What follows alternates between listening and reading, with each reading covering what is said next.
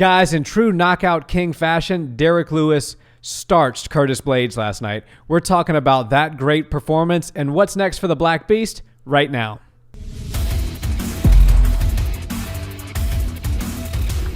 What's up, Barnhill family? Welcome back to the channel. Yo. Well, guys, as you can see, Nick has the Black Beast shirt on. That was no secret. If you saw our predictions video, you know that we live in the same city as the Black Beast. We train at the same gym, and Nick and I couldn't be happier for his victory last night. And Nick, let's get right into it. What a spectacular performance by the Black Beast.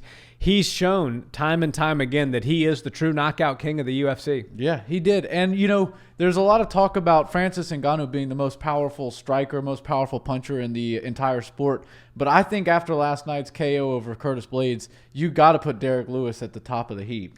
I think so. You know, and it's so funny. Crew Bob Perez, our coach, and also Derrick's head coach. Guys, if you noticed him last night, the short guy with the bald head, that's our head coach, Crew Bob Perez, and truly, in my opinion, one of the best striking coaches in the game right now.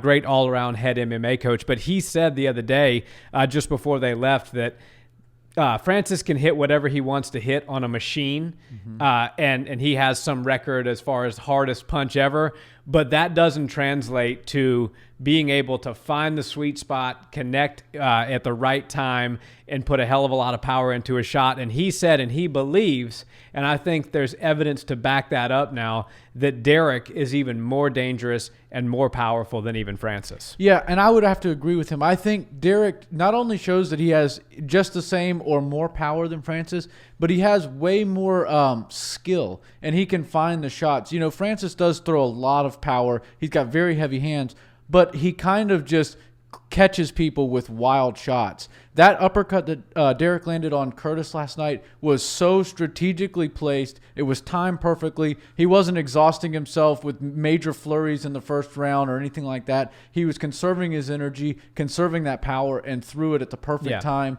And, you know, he really did solve the problem that is Curtis Blaydes, which a lot of people have had a hard time doing. Absolutely. And one of the things I think Derrick doesn't get enough credit for is being extremely smart in his MMA knowledge and his ability to read what other fighters are doing and anticipate what other fighters are going to do to him gets overlooked. And it's because, you know, he gets introduced as a brawler and, you know, that's his official fighting style. He's a brawler. He talks about being the, you know, one of the toughest blue belts in Texas. So it's just kind of his personality and the self-deprecating humor. It's really actually kind of quite fun. And, you know, it makes a lot of people a fan of Derrick Lewis. But I think at the same time, it makes a lot of people think that, hey, this guy's actually not a really skilled fighter. He's just heavy-handed. That's absolutely not the case. It is true that he is heavy-handed, but he knew that shot was coming last night. And he even said it in the post-fight interview. He said that I've noticed the tendency in Curtis when he shoots in, his head's a little bit far forward, and I knew that the uppercut was going to be there or it was going to be the knee if it wasn't the uppercut. And I knew that, you know, if Curtis were to take him down, he's going to have to expend a lot of energy getting back up, and it can get to one of those situations where he starts to tire out. So he was very intelligent, very wise with his output. He didn't do a lot in the first round because he said, all I needed to do was land that shot. I was looking for that shot. I knew it would be there at some point, and I wanted to have the energy, pop, and power to land it when the opportunity presented itself. Yeah, and, you know, the story of last night's fight was absolutely the ferocious KO knockout that ended the night for Curtis. I mean, Curtis, they couldn't even raise his hand in the center of the octagon, Derrick Lewis, that is, because Curtis was still with a team of doctors. They're trying to stand him up. He was out. He was, you know, he folded like a chair as soon as he went down, you know, and then came back to, fell backwards. And then the ground and pound that finished the fight was so brutal that, you know, they literally had to, Herb Dean had to run over last second to raise Derrick's hand because he was still in his corner. And the center of the octagon was taken over. But another major story that I took away from this fight last night was the fact that Curtis Blaydes looked very good. He had a very good first round. You know, he was a little bit gun shy, and you have to respect the power that Derrick Lewis brings into the octagon. Of course, Curtis was smart to do that. But the biggest thing for me is that Derrick Lewis stuffed the real only takedown attempts that Curtis shot at him. I think there was one in the first round and one in the second round, and he stopped both of them and didn't wind up on the ground, which is such a big victory on top of a major victory with the KO finish. He gets the win last night, but those are mental battles, and if he's able to stop the takedown king, because he's the knockout king, but it seems like Curtis Blaydes is the takedown king of the heavyweight division. The fact that he's able to do that should give him even more confidence going into his next fight. There's not really a tougher wrestler than Curtis, but knowing that he can keep the fight on the feet, and almost nobody stands a chance with him if they have to stand and bang with him. Absolutely not. And it's so funny. I feel like Derrick Lewis is one of those guys that, for whatever reason, is still remaining to be underrated. Yeah. He was the biggest underdog in a main event to win the fight since Michael Bisping knocked out Luke Rockhold. I think it was just over 5 years ago. Yeah. Bisping was a plus 400 underdog in that fight. Derrick last night was a plus 350 underdog. Major underdog. Nobody really gave him much of a chance in this fight. But that's, from two guys that see him on a daily basis and see what type of work he puts in and know what type of skill he possesses. We said, man, people are just overlooking the true ability that he has here. Yeah, and a lot of people, they just chalk it up to a wrestler versus striker, a grappler versus striker, and that is true in this situation. Curtis came out and said, I don't mind if this is a boring fight. I need to get him to the ground. I don't stand a chance standing and banging with him, but I just need to do what I can to win rounds and then get my hand raised at the end of the night.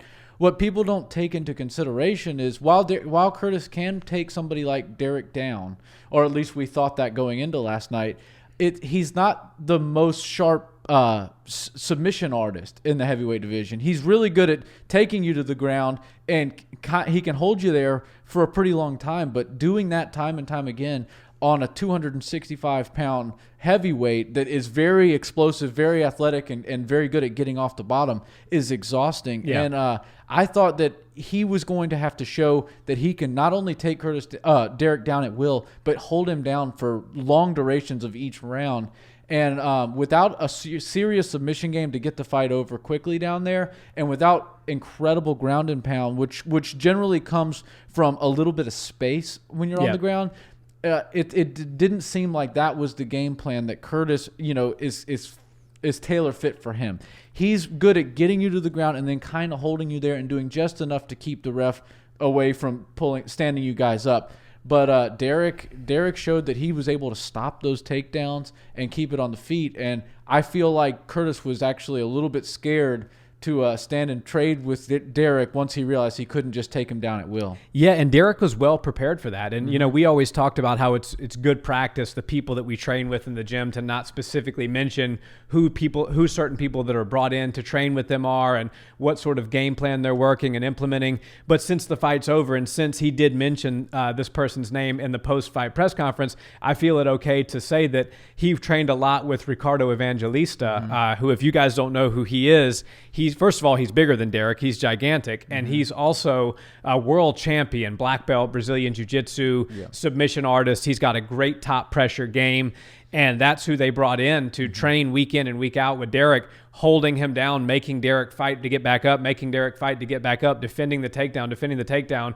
Also, huge shout out to Joe Murphy, the husband of Lauren Murphy. He was in there working with him on takedown defense, grappling, game plan. Yeah. He was the other person in his corner last night, the taller gentleman. Just an excellent team that we have here in Houston of some great minds. And I think it all paid off for Derrick, even though he didn't have to use those skills that he developed over this training camp and perfected over this training camp.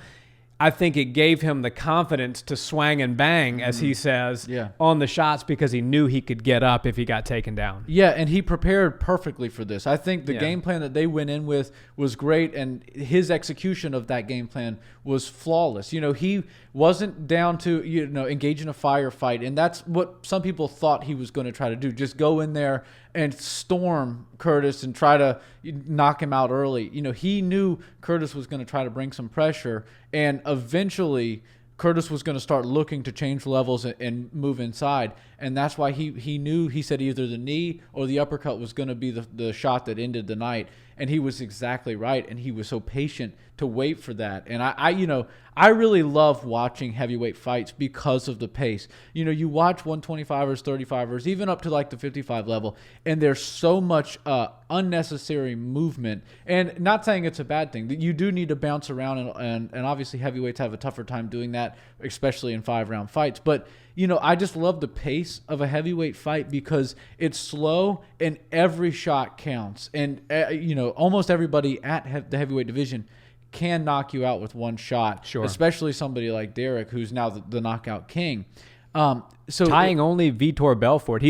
I think going into this fight, he was tied for the most knockouts in heavyweight history. Yeah. He's now tied for the most knockouts in UFC history with Vitor Belfort. And you got to think when his career's all said and done, he will be the guy standing on the top of the mountain by himself. Yeah, because he's going to continue to win in the UFC, and he's going to continue to win via KO. Yeah. And that was about as vicious of a KO as he's ever done. Whew. But, I'm very impressed with his ability to stick to a game plan and execute it. So props to him and the entire team. Yeah, and what I think we're seeing here, Nick, is just a very quietly put together Hall of Fame UFC career. Oh yeah. I mean, he's got 16 KO wins, or I'm sorry, 16 wins in the heavyweight division. Second place only behind Andrei Arlovsky, who's well into his 40s, who's got 19 wins in total. Been fighting forever. And you would think that, by the time his career's all said and done, he'll have the most wins in heavyweight history. Because I don't think Andrei Arlovsky is going to continue to win and continue to increase that 19 number. And he's probably, I would say almost guaranteed that he's going to have the most knockouts in UFC history. Yeah. And just add a UFC belt on top of that if he's able to get it, which I really hope he does, because it couldn't happen to a better person than Derrick.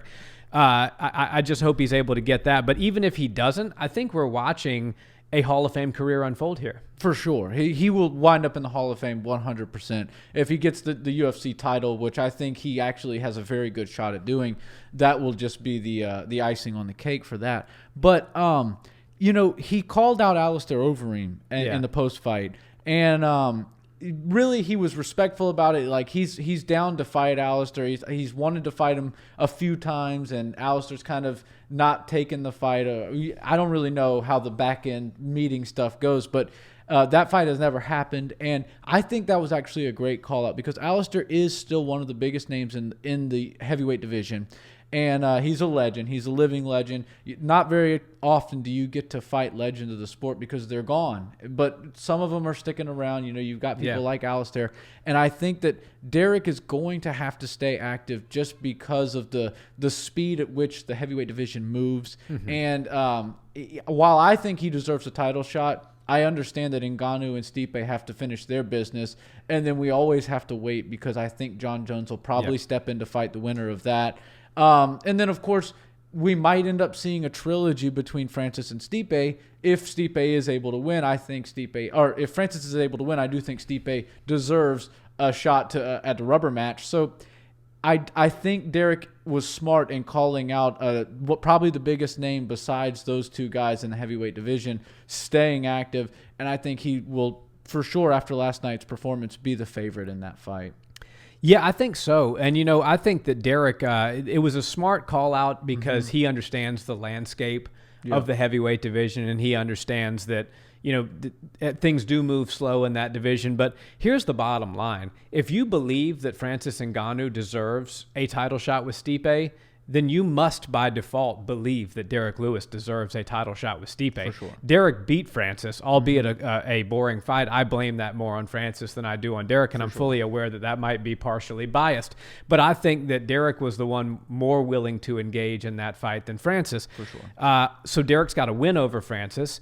Derrick's got a win over Curtis Blaydes, who Francis also knocked out. Mm-hmm. He's on a 4-fight win streak. He just knocked out the number 2 in the division. He's as deserving of it of a title shot as anyone, including, I think he deserves it more than John Jones. And John Jones he may go down when this is all said and done as the best fighter to ever do it, but he never has done it at 265. So I think that Derrick is more deserving of getting the winner of Stipe Francis than John is, but I think he was brilliant in this. And that's people don't give Derrick credit for being such a smart worker and brilliant, because if the UFC does decide to go in a different direction and maybe Francis, like you said, wins and Stipe wants the rubber match, or let's say Stipe beats Francis for a second time, we close the door on Stipe versus Francis, we know who's the better fighter, then it's going to be, well, we want to see John versus Stipe. So Derrick sees that he might get pushed to the side, unfortunately. Right. And he's solidifying himself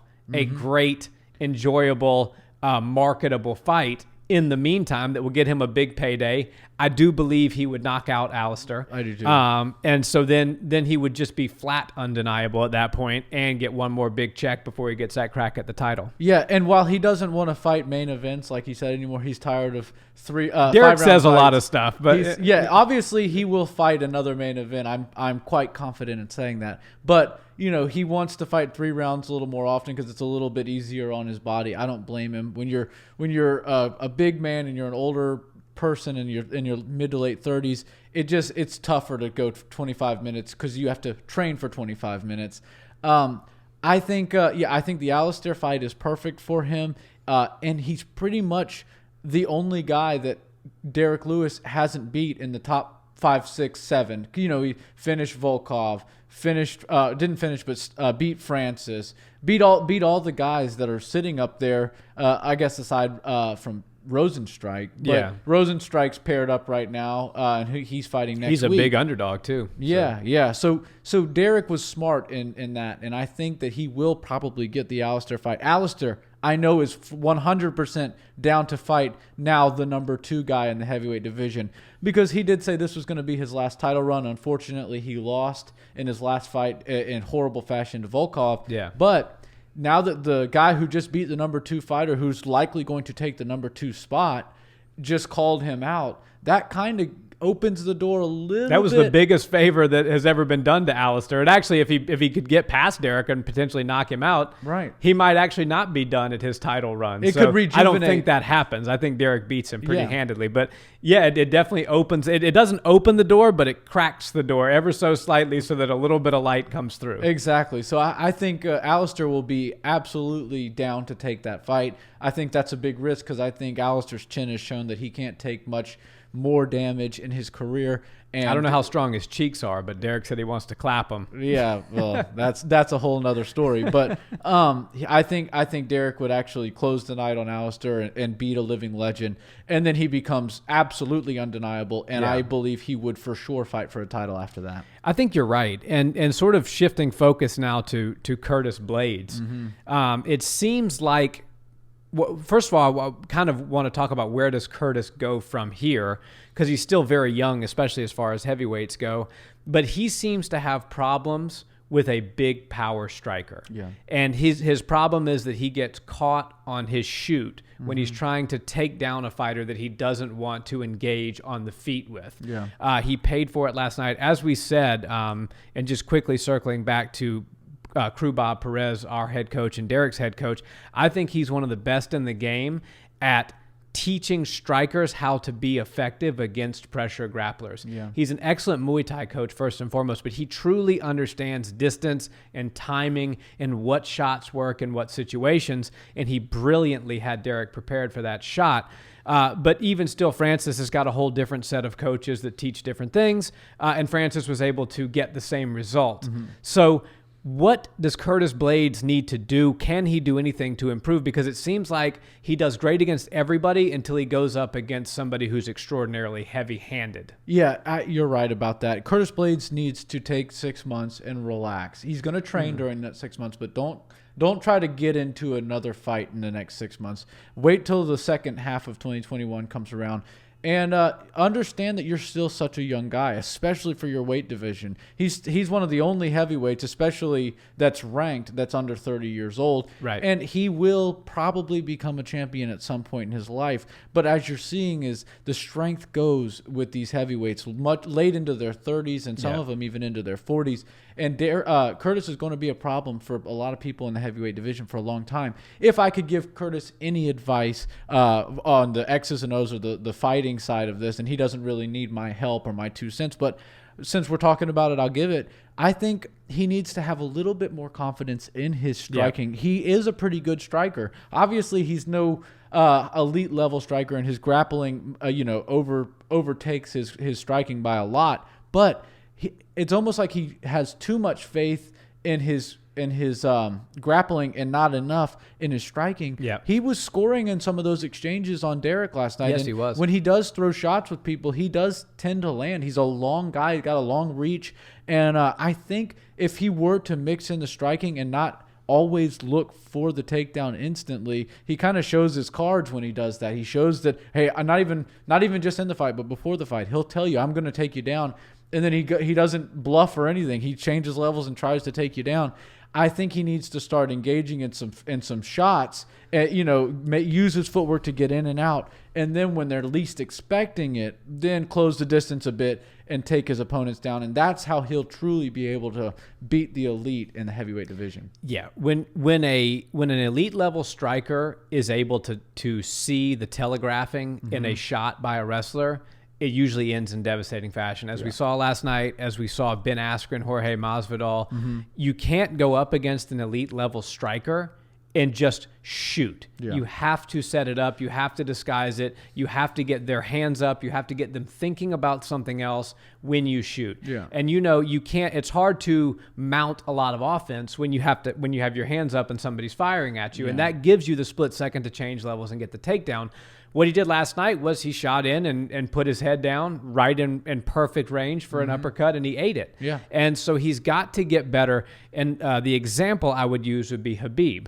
When you see Khabib, he's not known for his striking, but I think Khabib's striking gets overlooked in a lot of ways because that's what he uses to set up his takedowns. He's able to back you up, jab, jab, jab, get your hands busy, get you thinking about something else, and boom, next thing you know, he's on your legs. Yeah. Curtis has got to develop that skill better. Right.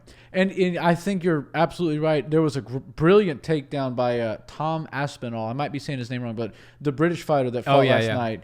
He put his head in Andrei Arlovski's stomach and connected his hands behind his legs and sprinted towards the fence.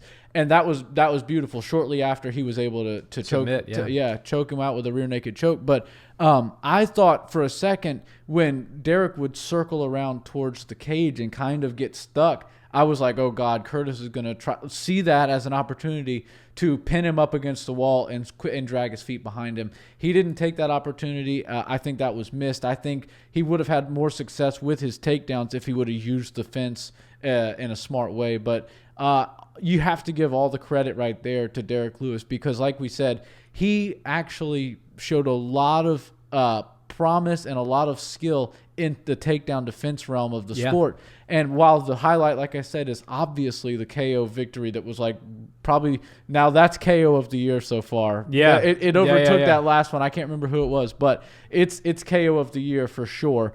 And I just think that he needs to take that same confidence and that same skill set into his next fight. And we're going to continue to see this win streak, move forward. Absolutely. And I couldn't be happier for the team that we have here in Houston. Sure. We've got a lot of up-and-comers, some people that are just now getting into the UFC, but now we've got some serious title contenders. We've got Lauren Murphy in the women's 125 division. We've got Derrick. Yeah. And, the team is just growing and the coaching is excellent. So shout out to all of the Main Street Muay Thai guys. Very proud of the work that everybody's been putting in. And I will say that I think of the flyweight women's division and the heavyweight division, Derrick and Lauren are the most deserving top contenders for the title fight. I understand the champs in both divisions have business to take care of, but those are two monsters waiting in the wings for their opportunity. Absolutely. Yeah. Well, guys, thank you so much for watching this video. We hope you enjoyed it. Please, as always, like, comment, and subscribe, and check us out on audio for those car rides when you're listening to podcasts. Until next time, guys, have a great day. Peace.